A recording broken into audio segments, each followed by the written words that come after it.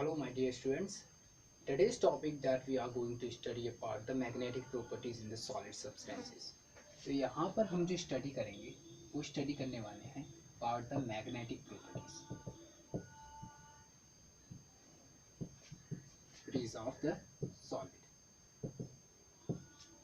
In case of the solid substances जब हम study करते हैं इनके बारे में तो हमें ध्यान रखना होता है कि सब्सटेंसेस जो होते हैं उनको करेक्टराइज किया जाता है, क्लासिफाइड किया जाता है on the properties of their electron alignments. जैसे कि हम जानते हैं कि किसी भी सब्सटेंस के अंदर इलेक्ट्रॉन्स होते हैं और इलेक्ट्रॉन्स जो होते हैं वो क्या करते हैं, वो मोशन शो करते हैं। Mean there is a orbital motion and a spin motion. In case of the orbital motion आप इसको ऐसे समझ सकते हैं कि जैसे ये कोई न्यूक्लियस है एटम का और कोई इलेक्ट्रॉन इसके चारों ओर घूम रहा है, ठीक। तो इसे बोलते हैं ऑर्बिटल मोशन। ये क्या है, अपनी ऑर्बिट के अंदर चारों ओर घूम रहा है। तो इस मोशन की वजह से जो एक मैग्नेटिक फील्ड जनरेट होगा उसे बोलते हैं हम लोग कि ये क्या है, ऑर्बिटल मोशन से। अब दूसरा मोशन होता है जब कोई एलिमेंट या कोई एटम अपनी खुद की जहाँ पर वो एग्जिस्ट करता है, मतलब जहाँ पर वो घूम रहा है as a around the nucleus, उस जगह पर वो खुद भी अपने आप को टर्न करे, तो वो सा वाला मोशन जो कहलाता है वो कहलाता है स्पिन मोशन। और इन्हीं दोनों मोशंस की वजह से क्या होता है, कोई भी एक मैग्नेट जो मतलब एक एटम जो होगा या फिर एक पूरा सब्सटेंस जो होगा वो मैग्नेटिकली क्या हो जाता है कि उसके अंदर मैग्नेटिक प्रॉपर्टीज आने लगती हैं। तो इंडिविजुअली अगर मैं एक इलेक्ट्रॉन की बात करूं तो एक इलेक्ट्रॉन जो होता है वो मैग्नेटिक प्रॉपर्टीज एग्जिस्ट करता है जस्ट बिकॉज ऑफ व्हाट कि उसके अंदर जो इलेक्ट्रॉन है उनका अलाइनमेंट कैसा है, उनकी ऑर्बिटल मोशन कैसी है और उनकी स्पिन किस तरीके से मूव कर रही है on the basis of these all the properties। अगर हम बात करें इसको करेक्टराइज करने की तो पहला करेक्टराइजेशन अगर मैं करता हूं तो वो कहलाता है डायमैग्नेटिज्म या डायमैग्नेटिक सब्सटेंसेस। तो ये डायमैग्नेटिज्म क्या होता है, in the case of what, in the case of कुछ सब्सटेंसेस में क्या होता है जो उनके इलेक्ट्रॉन होते हैं और अगर वो इलेक्ट्रॉन्स क्या हों, एक दूसरे के इक्वल हों, यानी कि पैरेलल और एंटी पैरेलल हों, यानी कि the number of parallel electrons equal to number of anti parallel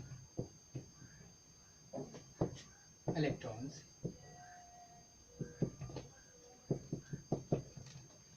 it is called diamagnetic।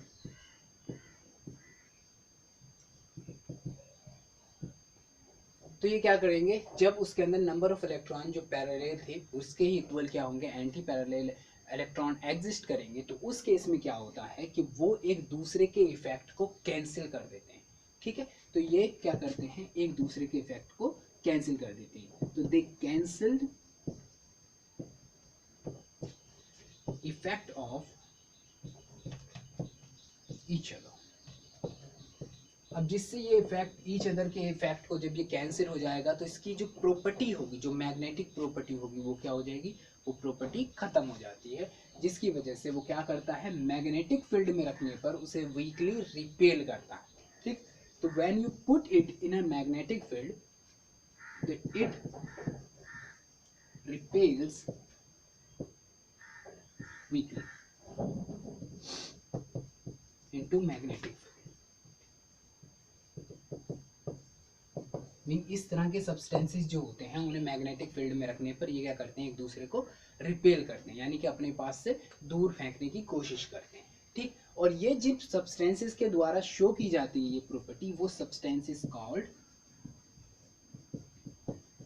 Diamagnetic substance. These substances are called diamagnetic substance। अब कुछ एग्जाम्पल हैं हमारे पास जो डायमैग्नेटिक सब्सटेंस या डायमैग्नेटिज्म शो करते हैं, उनके एग्जाम्पल होते हैं जैसे for example NaCl, Cu+, zinc, cadmium, because cadmium के अंदर और जिंक के अंदर भी क्या होता है, एटम्स जो उनके इलेक्ट्रॉन्स होंगे वो कैसे होंगे, एक दूसरे से अलाइन रहेंगे, मतलब एक दूसरे को कैंसिल करते रहेंगे। और TiO2 एक्सेट्रा जो होते हैं ये कुछ सब्सटेंसेस हैं जो क्या करते हैं, डायमैग्नेटिज्म शो करते हैं। तो ये कुछ एग्जाम्पल थे जो डायमैग्नेटिज्म प्रॉपर्टीज़ के बारे में बात करते हैं। हमने बात की जो डायमैग्नेटिक सब्सटेंसेस होते हैं उनके अंदर जो ऑर्बिटल मोशन होगा, जो इलेक्ट्रॉन ऑर्बिट के अंदर मूव कर रहा है उसकी वजह से जो मैग्नेटिज्म जनरेट होगा, और जो स्पिन मोशन होगा उसकी वजह से जो मैग्नेटिज्म जनरेट होगा, वो दोनों का ही दोनों क्या हो जाते हैं, एक दूसरे इलेक्ट्रॉन की वजह से कैंसिल हो जाते हैं, जिसकी वजह से ये क्या करते हैं, मैग्नेटिक फील्ड में रखने पर ये एक दूसरे के इफेक्ट को कैंसिल कर देते हैं, और कैंसिल होने की वजह से उसके अंदर वो प्रॉपर्टी नहीं आ पाती और वो मैग्नेटिक फील्ड में रखने पर उसे रिपेल करने लगता है, जिससे हम कहते हैं कि ये क्या है, डायमैग्नेटिज्म है। और इसकी जो सब्सटेंस इस प्रॉपर्टी को शो करते हैं उन्हें बोलते हैं हम diamagnetic substances. Now we are going to study about the paramagnetism. तो पैरामैग्नेटिज्म के केस में क्या होने वाला है, उन पॉइंट्स पर हम नजर डालते हैं। Actually in case of the paramagnetism मैं आपको पहले ही बता देता हूँ कि ये सब्सटेंसेस जो होते हैं, इन सब्सटेंस की एक मेन प्रॉपर्टी ये होती है कि जब आप इनको मैग्नेटिक फील्ड में रखेंगे तो ये क्या करेंगे,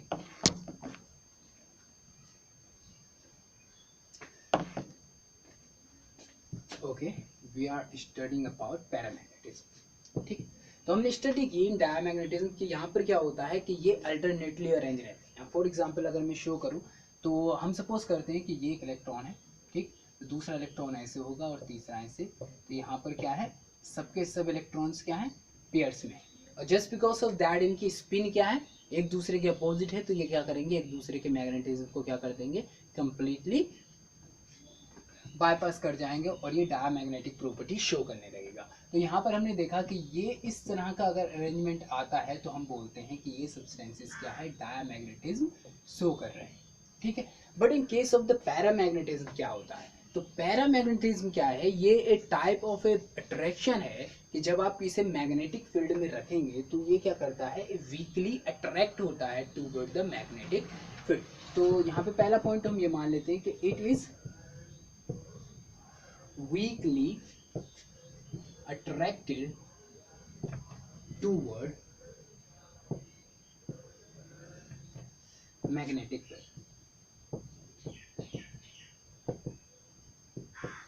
तो यहाँ पर जो इलेक्ट्रॉन्स प्रेजेंट होंगे इन case of the paramagnetic substances, तो यहाँ पर जो इलेक्ट्रॉन्स होंगे वो कैसे होंगे, वो पैरेलल होंगे। मतलब अगर हम बात करते हैं तो यहाँ पर इलेक्ट्रॉन्स जो होंगे वो पेयर्ड ना होकर अनपेयर्ड होंगे, जिसकी वजह से क्या होता है, इनके अंदर जो स्पिन्स होती है, मतलब जो इनका स्पिन मोशन मोमेंट होंगे और जो इनके ऑर्बिटल मोशंस होंगे, उसकी वजह से क्या होगा, एक मैग्नेटिक फील्ड जनरेट हो जाएगा उस सब्सटेंस के अंदर, और वो क्या होगा, अट्रैक्ट होने लगेगा टूवर्ड मैग्नेटिक फील्ड। तो इस रीजन से क्या होता है, ये पैरामैग्नेटिज्म शो करने लगते हैं। इस तरह की प्रॉपर्टी को हम बोलते हैं कि ये प्रॉपर्टी जो कहलाती है ये पैरामैग्नेटिज्म कहलाती है, मैग्नेटिज्म कहलाती है। And the substances those show this property are called paramagnetic substance, magnetic substance. दूसरी खास बात क्या है कि ये जो पैरामैग्नेटिक सब्सटेंस होते हैं इनके अंदर एक ये प्रॉपर्टी होती है कि जब आप उस मैग्नेटिक फील्ड को निकाल देंगे तो ये क्या हो जाएंगे, नॉर्मल हो जाते हैं।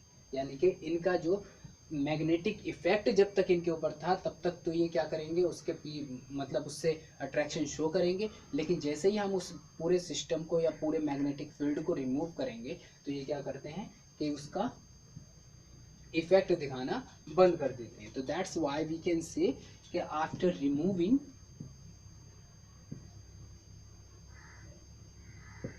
Magnetic field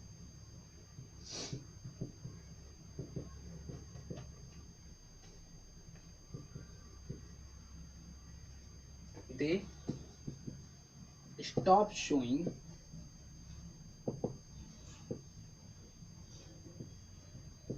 magnetic attraction, mean ये मैग्नेटिक अट्रैक्शन शो करना बंद कर देते हैं। कुछ एग्जांपल्स की बात कर लेते हैं जो जनरल एग्जांपल्स हैं जिसके अंदर ये अक्सर पाया जाता है। जैसे मैग्नेटिज्म की बात करें तो सबसे ज़्यादा जो इलेक्ट्रॉन अनपेयर्ड होते हैं वो ट्रांजिशन मेटल्स में होते हैं, और वो भी सबसे ज़्यादा होते हैं जब हम जाते हैं बिटवीन द डी सीरीज, यानी कि ट्रांजिशन में एलिमेंट्स के बीच वाली सीरीज में जाएंगे। जैसे फॉर एग्जांपल क्रोमियम है, मैग्नीज है, Fe है, Fe के बाद आ जाता है यहाँ पर कोबाल्ट है, निकल है। दिस टाइप ऑफ एलिमेंट्स जो होते हैं वो क्या करते हैं, ज़्यादा से ज़्यादा मैग्नेटिक प्रॉपर्टीज़ को शो करते हैं, क्योंकि इसके अंदर क्या होता है, एटलीस्ट 1 2 3 4 5 6 जो इलेक्ट्रॉन्स होंगे वो क्या होंगे, अनपेयर्ड होंगे। So these are some of the example of paramagnetic substances. Generally आपको बताने के लिए ज़रूरी ये है कि पैरामैग्नेटिक सब्सटेंस के अंदर जो होती है, जो उनका मैग्नेटिक प्रॉपर्टी निकल कर आती है, वो आती है just because of the orbit motion, और the second one that is a spin motion. Mean अगर ये उस मोशन को करते हैं तो उनका जो रिजल्टेंट होता है, जिसकी वजह से वो पैरामैग्नेटिक प्रॉपर्टीज शो करने लगते हैं, और ये कभी भी परमानेंट मैग्नेट में कन्वर्ट नहीं होते। Like we will study in paramagnetism, कि वहाँ पर क्या होता है, अगर किसी सब्सटेंस के ऊपर हम उसे मैग्नेटिक फील्ड में रखेंगे तो उसमें पैरामैग्नेटिज्म जैसी प्रॉपर्टीज जनरेट हो जाती है। ठीक, तो इसके एग्जाम्पल हैं chromium, manganese, iron, cobalt and निकल। These are the some examples that we really need